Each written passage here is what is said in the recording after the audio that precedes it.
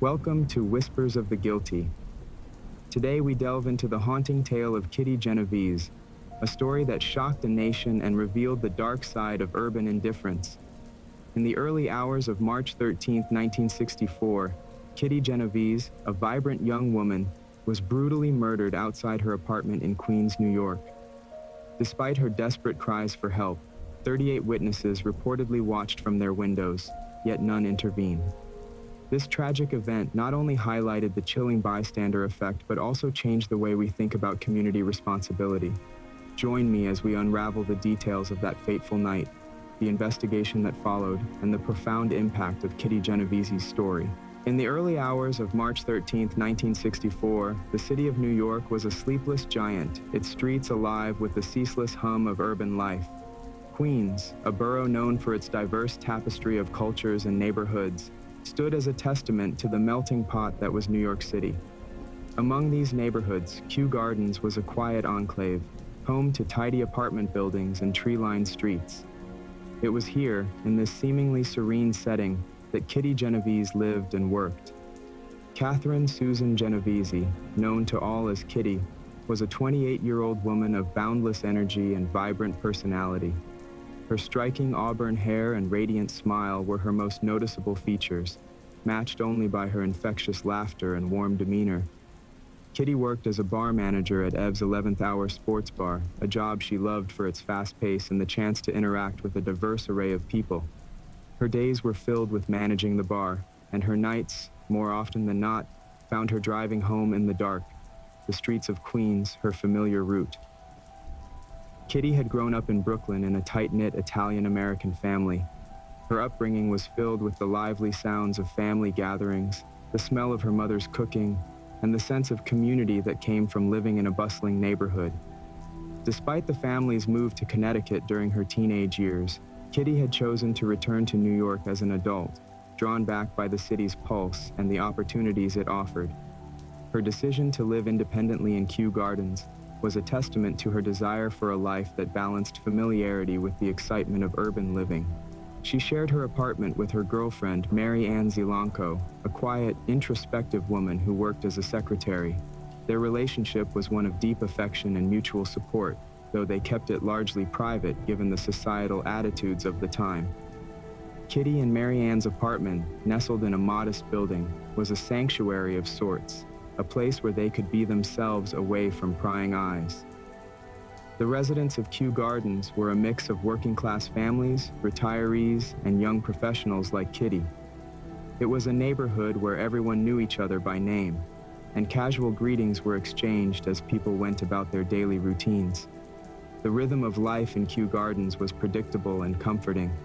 The local grocery store owner knew Kitty's usual order, and the corner diner always had her favorite booth ready. However, beneath the surface of this idyllic community, there was an undercurrent of change. The early 1960s were a time of social upheaval in America, with civil rights movements gaining momentum and societal norms beginning to shift. In New York, the crime rate was climbing, and stories of violence and unrest were becoming more frequent. Yet for the residents of Kew Gardens, these stories felt distant, the kind of thing that happened elsewhere, not in their quiet corner of Queens. As the night of March 12th turned into the early hours of March 13th, Kitty finished her shift at the bar. She locked up the doors, exchanged a few jokes with a coworker, and got into her red Fiat. The drive home was routine, the streets dimly lit and mostly empty at that hour. Kitty navigated the familiar route with ease, her thoughts likely drifting to mundane matters. Plans for the weekend, the next day's work, or perhaps the comfort of her bed waiting for her at home. Unbeknownst to her, as she drove through the quiet streets, a predator was lurking in the shadows. Winston Mosley, a 29-year-old man with a seemingly normal life, married with children, holding a steady job as a machine operator, harbored dark impulses. That night, he was out hunting, driven by a compulsion to find a victim. He had no connection to Kitty, no reason to target her specifically, other than the opportunity she presented as a lone woman in the dark. Kitty parked her car in the Long Island Railroad parking lot, a short walk from her apartment building. As she stepped out of her car, the chill of the early spring night might have made her quicken her pace. The street was eerily quiet, the stillness only broken by the distant hum of the city that never slept. Kitty walked briskly, the keys to her apartment clutched in her hand, unaware of the danger that was about to shatter her world and that of her community. In the ensuing minutes, the tranquil facade of Kew Gardens would be irrevocably broken. The events of that night would not only end Kitty's vibrant life, but also expose the dark side of human nature and the urban isolation of New York City. The residents, who once felt secure in their close-knit neighborhood, would be forced to confront the unsettling reality that danger could lurk in the most familiar places. The stage was set for a tragedy that would reverberate far beyond the quiet streets of Queens, challenging perceptions and sparking a national conversation about responsibility, community, and the human condition. The night air was cold and still as Kitty Genovese parked her red Fiat in the Long Island Railroad parking lot, just a short walk from her apartment. She glanced around, her senses alert to the eeriness that often accompanied such late hours. She didn't notice anything unusual, just the typical quiet of Kew Gardens at night. She stepped out of her car and began the short walk home. As Kitty walked, Winston Moseley watched from his car, having followed her from a distance. Moseley was an unassuming man, nondescript in appearance and unlikely to draw attention. Yet beneath this ordinary exterior lay a mind twisted by dark desires. His marriage and job masked the predator lurking within, and on this night, those urges had driven him to hunt. He saw Kitty as the perfect target, alone and vulnerable in the pre-dawn quiet. Moseley got out of his car and began to follow her. His footsteps were soft, almost imperceptible against the sidewalk.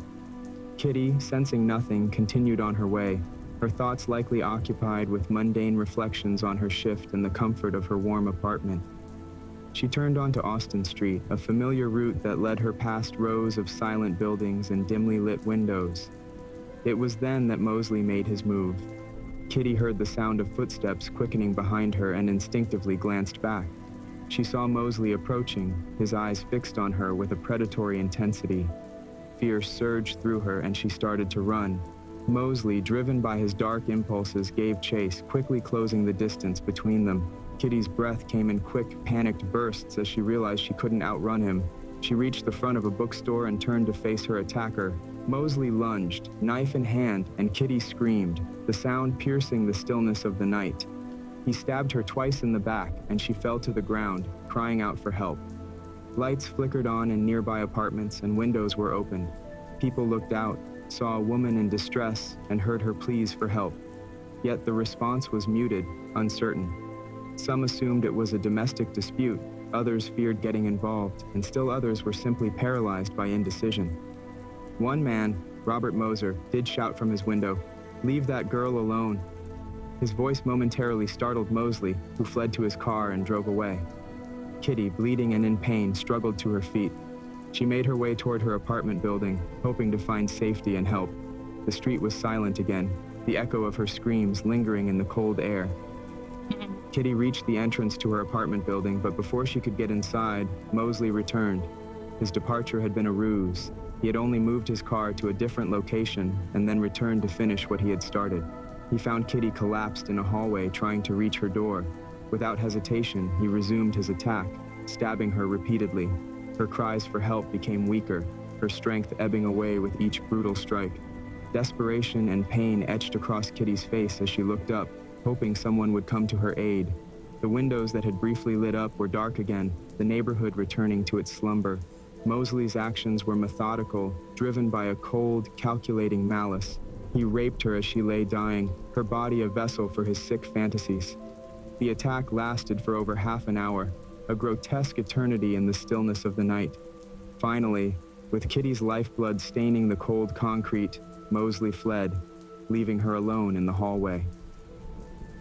Kitty's life ebbed away in the early morning darkness, her last breaths filled with the pain and terror of a brutal, senseless attack. The neighborhood around her, so familiar and comforting just hours before, now felt alien and indifferent. The morning light revealed the horror that had unfolded. Kitty's body was discovered by a neighbor, Sophia Farrar, who rushed to her side, but it was too late. The life had already drained from her eyes, and her body lay still. Sophia's cries of grief echoed through the halls, a stark contrast to the silence that had allowed such a tragedy to occur. The police arrived, their presence too late to save Kitty, but essential to uncovering the events of that fateful night. The initial response was routine, another crime in a city where violence was becoming increasingly common. But as the details emerged, the true horror of Kitty's final moments and the apparent apathy of those who could have helped began to take shape. Detectives began piecing together the sequence of events, talking to residents and gathering evidence. They quickly realized that Kitty's death was not just another statistic, it was a chilling reflection of societal apathy and the dark underbelly of urban life. The investigation would uncover not only the brutal reality of her murder, but also the unsettling truth about human nature and the bystander effect. As news of Kitty's murder spread, it sparked a national conversation about responsibility and community. How could so many people have heard her screams and done nothing? The horror of her death was compounded by the realization that it might have been prevented if only someone had acted. The case of Kitty Genovese would become a watershed moment, a grim reminder of the importance of compassion and the dire consequences of indifference. The dawn of March 13, 1964, found the Kew Gardens neighborhood shrouded in a somber haze. The brutal murder of Kitty Genovese had cast a pall over the community, and as the first responders arrived at the scene, they were met with a grim tableau. Kitty's lifeless body lay in the hallway, a silent testament to the violence she had endured. The initial shock of the discovery quickly gave way to the methodical process of investigation as detectives sought to piece together the events of the previous night. The investigation was led by Detective John Carroll, a seasoned officer with a keen eye for detail.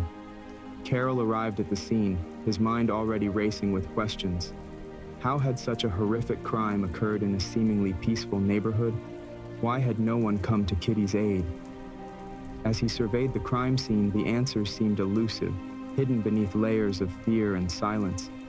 The first step was to secure the area and collect physical evidence. Forensic teams meticulously photographed the scene, documenting every bloodstain and piece of debris. Kitty's purse was found nearby, its contents strewn across the ground, a stark reminder of her struggle. The knife used in the attack was not immediately recovered, but the severity of her wounds left no doubt about the weapon's brutality. Carroll knew that the key to solving this case lay in the testimonies of those who had witnessed the events, even if indirectly. He began canvassing the neighborhood, knocking on doors and speaking to residents. The responses were mixed. Some were reluctant to talk, fearing reprisal or simply wanting to forget the horror. Others were more forthcoming, their guilt and regret palpable as they recounted the screams they had heard and the shadows they had seen. One of the most critical interviews was with Carl Ross, a neighbor who lived just across the hallway from Kitty. Ross had heard the initial attack and had even seen part of it from his window. He admitted to being terrified, unable to muster the courage to intervene or call the police. Ross's account provided crucial details about the timeline of the attack, confirming that Mosley had left and then returned to finish his gruesome deed. Another key witness was Joseph Fink, an elderly resident who had heard Kitty's desperate cries for help. Fink had been one of the many who looked out his window but did nothing. His account, combined with others, painted a picture of a community paralyzed by fear and uncertainty. These testimonies, though fragmented, began to form a cohesive narrative of the night's events. The breakthrough in the case came several days later, when a routine burglary investigation led to Winston Mosley's arrest. Mosley had been caught stealing a television, and during his interrogation, he exhibited a calm, almost detached demeanor. Detectives noticed that Mosley fit the description of Kitty's attacker, a slender man with a nondescript appearance. Suspecting a connection, they pressed Mosley for more information. Under intense questioning, Mosley began to unravel. He confessed to the murder of Kitty Genovese with a chilling lack of remorse, detailing the sequence of his attacks with disturbing clarity. He spoke of his compulsion to kill, describing how he had stalked Kitty, attacked her, and returned to finish the job. Mosley's confession was a horrifying glimpse into the mind of a killer, revealing a man driven by dark, uncontrollable urges. With Mosley's confession in hand, the focus of the investigation shifted to corroborating his account and building a solid case for prosecution. Detectives reviewed the forensic evidence, comparing it with Mosley's statements. Blood samples, fingerprints, and eyewitness testimonies all pointed to Mosley as the perpetrator. The knife used in the attack was eventually recovered, further sealing the case against him.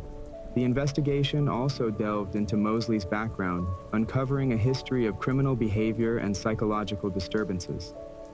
Born in Harlem and raised in a relatively stable household, Mosley's early life showed no signs of the violence that would later define him.